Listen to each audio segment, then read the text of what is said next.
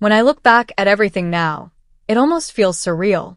Like a movie that started out sweet and lighthearted but slowly turned into something dark and twisted, until finally, I had no choice but to walk away. At the time, though, it didn't feel like that. It felt like the beginning of something real, something worth holding on to. I met Brandon when we were both sophomores in college. I was studying graphic design, and he was in architecture. Our paths crossed during an elective art class, and it was one of those moments where everything just clicked. We laughed at the same things, admired each other's creativity, and found ourselves lingering after class, talking long after everyone else had left. Brandon had this aura about him, steady, grounded, deeply principled. He was a devout Catholic, and at first I admired that.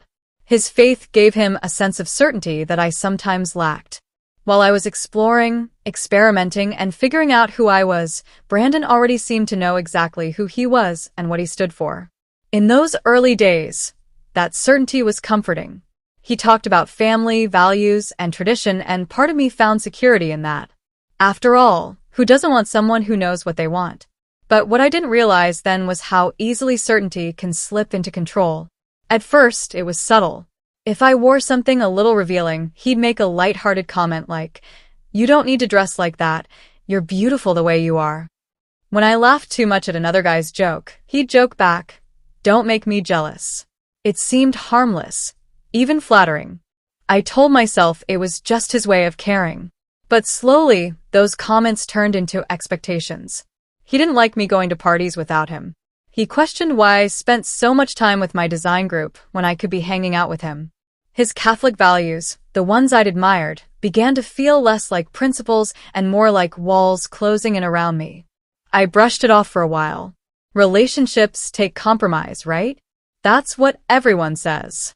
And I really did like Brandon. He was smart, hardworking, and when he wasn't being controlling, he could be sweet and thoughtful. We'd spend late nights sketching together in the studio, bouncing ideas off each other, and dreaming about our futures. But even in those moments, there was an undercurrent of tension. As the honeymoon phase faded, I started to notice how different we really were. I valued independence, freedom, the ability to make choices without constantly checking in. Brandon valued tradition, predictability, and a kind of togetherness that felt suffocating to me. It all came to a head one evening when I told him about an upcoming group project. I had been assigned to a major design collaboration that would require pulling an all-nighter at the studio with 3 other students. It wasn't unusual. Graphic design projects often stretched into long hours, but Brandon didn't take it well. "An all-nighter? With who?" he asked, his tone sharp. "My group," I replied cautiously. 2 girls, 1 guy.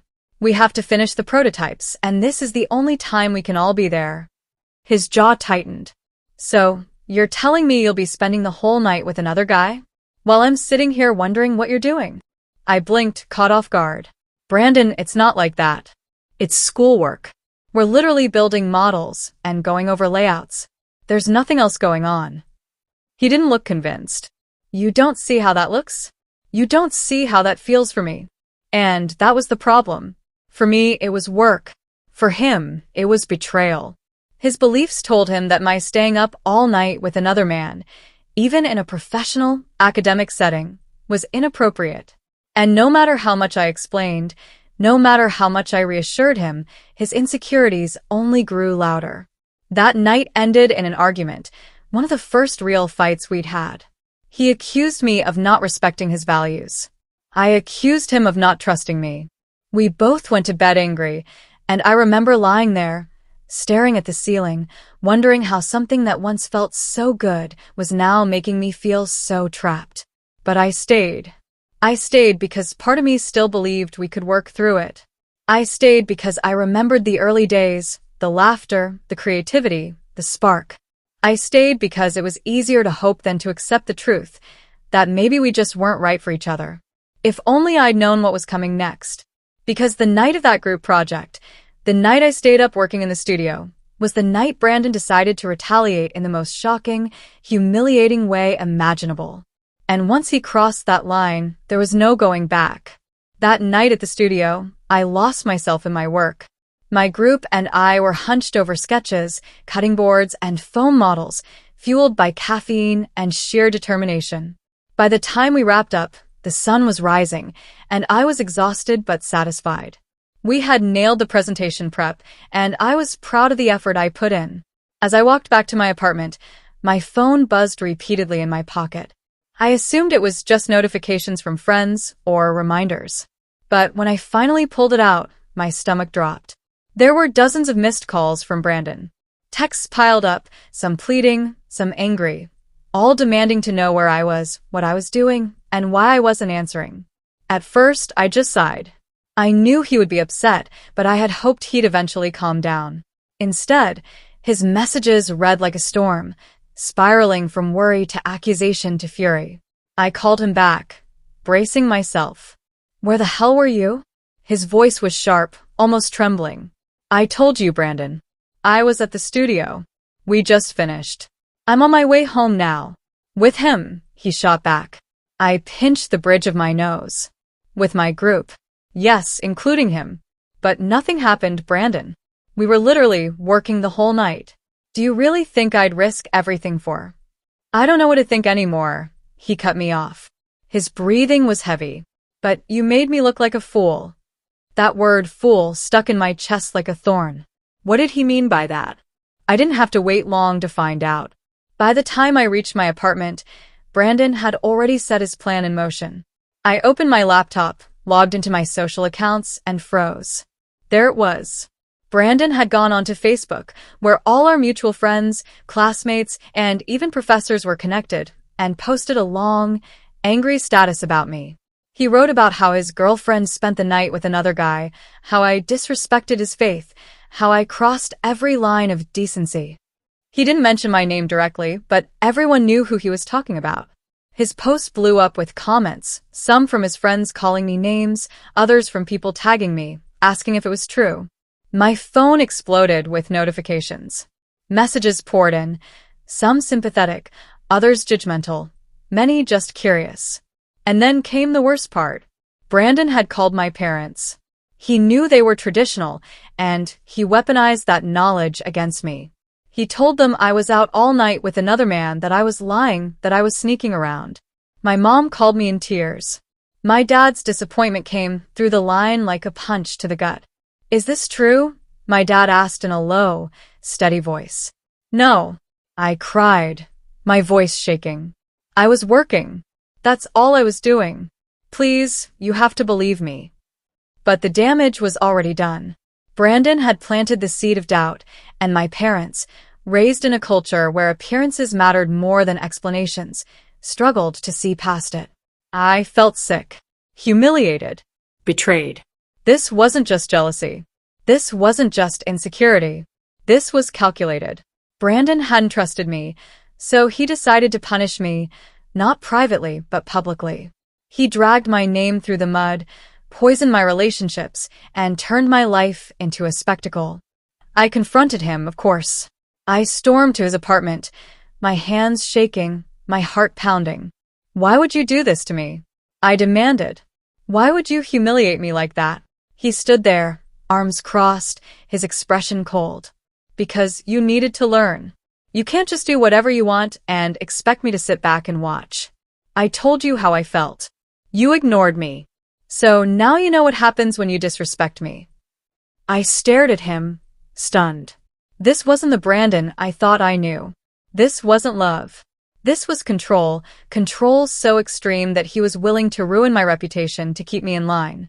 That was the night something inside me snapped. I didn't yell. I didn't cry. I just looked at him with a clarity I hadn't felt before. For the first time, I saw him not as the boy I fell for, not as the boyfriend I hoped would change, but as the person he truly was, someone who thrived on power, someone who thought love meant possession, someone who would rather destroy me than admit he was wrong. And in that moment, I made a silent promise to myself. If Brandon wanted to play games, if he wanted to paint me as the villain, if he wanted to make me look small, fine. Let him think he won. Because what he didn't know was that I was already planning my exit. And when I left, I wouldn't just walk away quietly. I would make sure Brandon finally understood what it felt like to lose control. The days that followed felt like living in a nightmare. Everywhere I turned, there were whispers. In class, I could feel eyes on me. Subtle glances exchanged between classmates who had clearly seen Brandon's post. Some avoided me altogether. Others gave me pitying looks, and a few even had the audacity to ask if it was true. Every notification on my phone made my stomach twist. The messages came in waves, friends demanding an explanation, relatives warning me about my reputation, even professors subtly questioning my commitment to school. Brandon's lies had spread like wildfire, and I was the one left standing in the ashes. At first, I tried to defend myself. I posted a short, calm statement explaining that I'd been working all night on a project, nothing more. But the damage was already done. Brandon's version of events was more dramatic, more scandalous, and people love drama more than they love truth. What hurt most wasn't the strangers, though.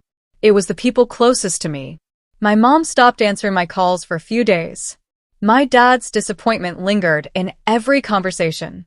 "We raised you better than this," he said once, his voice heavy with disapproval. No matter how many times I explained, I could hear the doubt in his tone. And then there were my friends. A few stood by me, but others pulled away. I overheard one of them whispering in the hallway, "She says nothing happened, but you know how these things are." That broke something in me. For the first time in my life, I felt truly alone. But sometimes, rock bottom gives you clarity. As I sat in my apartment one night, staring at the chaos Brandon had unleashed, a thought began to take root. I had spent weeks, months, maybe even years, bending myself to fit into Brandon's world. I had excused his controlling behavior, softened his jealousy, overlooked his manipulations, all because I thought love meant compromise. But love was not supposed to feel like this. And if Brandon thought he could break me by dragging me through the mud, he was wrong. I wasn't going to let him define me. I started documenting everything. Screenshots of his posts, copies of his texts, records of his missed calls. I even kept a note of the conversation where he admitted he did it because I needed to learn. At first, I didn't know what I would use it for. Maybe for the university if it escalated. Maybe for my parents to finally see the truth. Maybe just for me, to remind myself I wasn't crazy, that what he did was real, calculated, and cruel. The more I wrote, the more my anger transformed into something sharper, something more focused. Revenge. Not the kind where you stoop to their level. Not the kind where you scream and fight and burn everything down in a fit of rage. No, this would be different. This would be clean. Precise. A lesson Brandon would never forget. But first, I needed to rebuild myself. I reached out to my closest friends, the ones who had stuck by me, and told them everything. Not just about the post, but about the controlling behaviors, the jealousy, the constant accusations.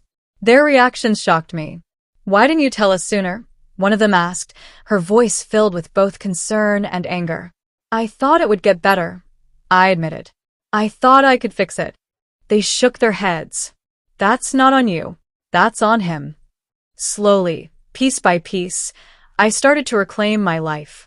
I focused on my projects, poured my energy into my designs, and reminded myself of who I was before Brandon.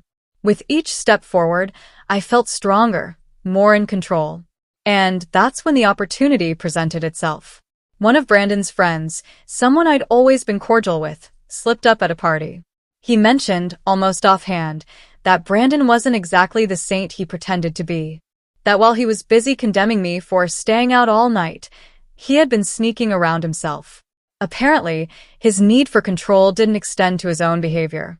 At first, I didn't want to believe it. But the more I listened, the more it made sense. Brandon had always been obsessed with appearances, always preaching about values and morals. But behind closed doors, he was a hypocrite.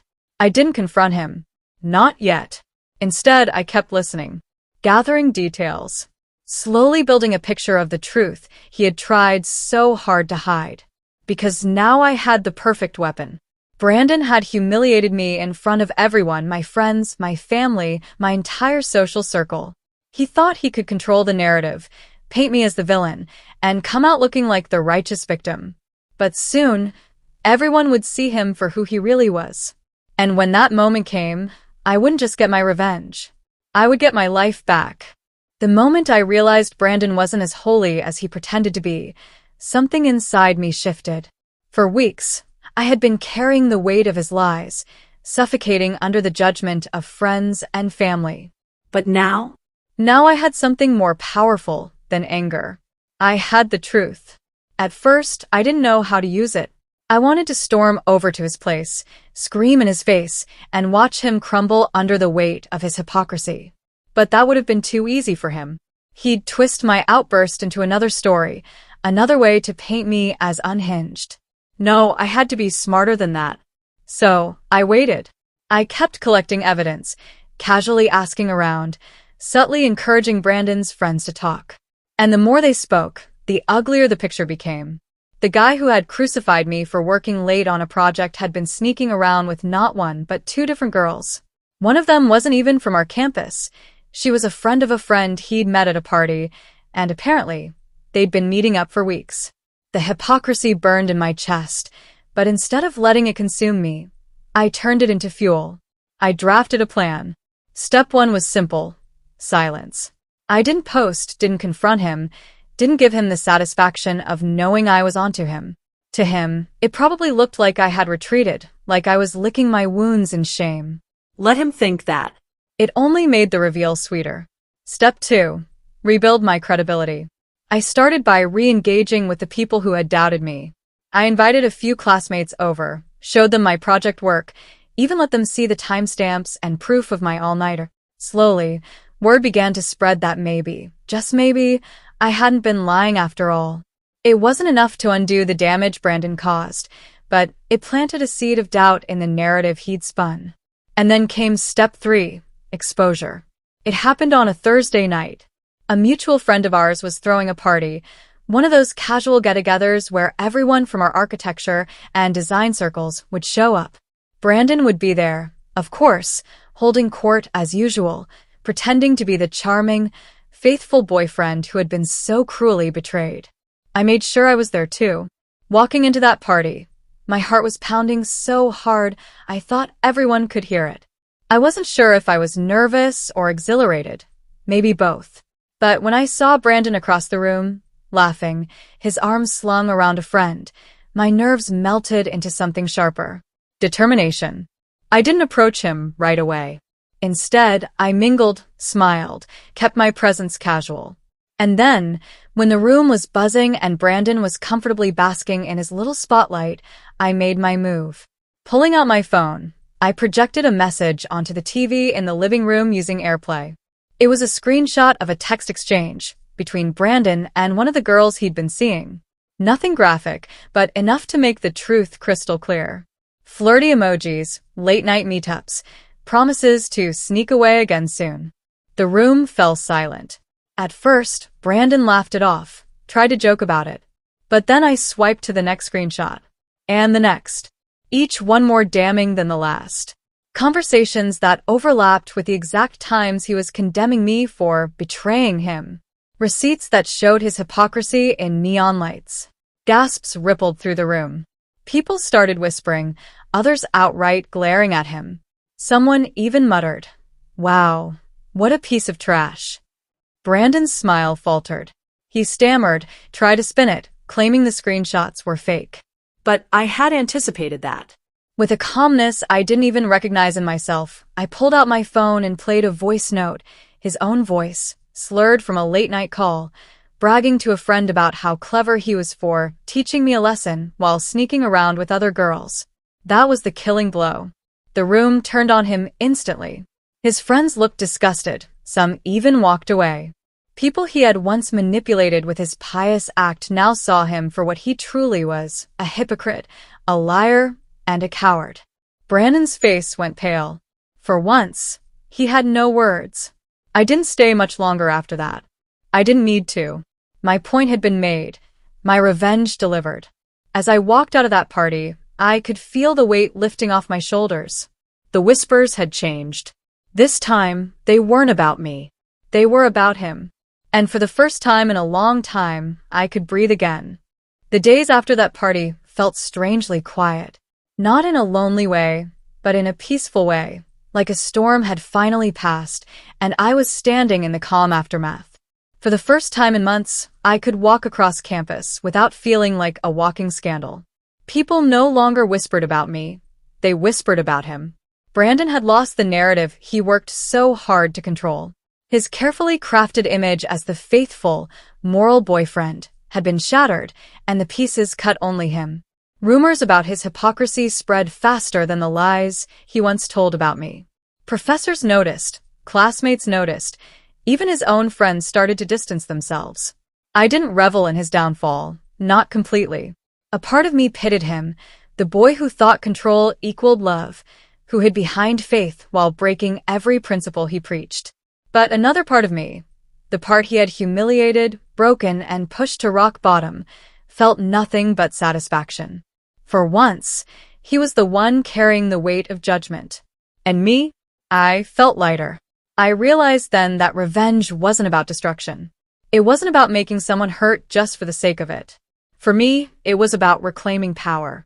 It was about proving to myself that I wasn't helpless, that I could take back the narrative and show the world the truth. In the weeks that followed, I focused on myself. I poured everything into my architecture projects, letting design and creativity become my therapy. Each sketch, each model, felt like a step toward rebuilding the parts of me Brandon had tried to tear down. I reconnected with friends who had stood by me and gently let go of those who hadn't. There was no anger there, just acceptance. People reveal who they are in times of crisis, and I finally knew who my real circle was. Even my family, who had once doubted me, began to see the truth. My mom called one evening, her voice soft, apologetic. "I'm sorry for not believing you," she said. "I should have trusted you more." I forgave her. Not because it was easy, but because carrying bitterness would only chain me to the past. And then came the final step, closure. One afternoon, I ran into Brandon on campus. He looked smaller somehow. Not physically, but in presence. The confident, self-righteous boy I once knew was gone. His shoulders slumped, his eyes avoided mine, and for once, he didn't have a single word to say. I didn't need an apology. I didn't need him to admit he was wrong. I just needed to walk past him, head held high, without a single ounce of shame. And that's exactly what I did. Because revenge isn't always about watching someone else burn. Sometimes, it's about rising from the ashes stronger than before. Brandon thought he could break me. He thought he could control me, humiliate me, define me. But in the end, he only taught me who I was. And who I was someone he could never destroy.